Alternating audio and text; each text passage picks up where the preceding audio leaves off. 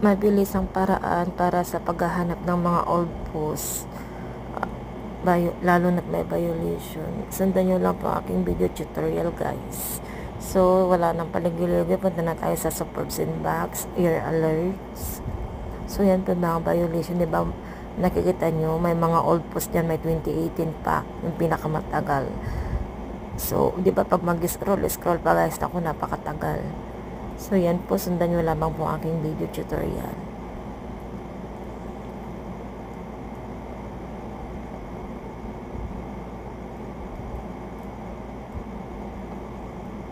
So, punta na po tayo sa profile, click profile, scroll, click filters. Yang today.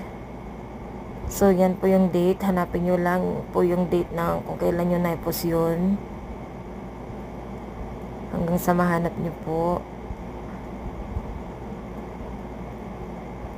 So, example po sa akin is April 27, 2024.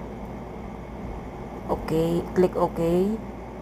Okay na po yung anyone at saka all post. So, yan po, makikita nyo na po yung mga pinost nyo from sa start na nilagay nyo po.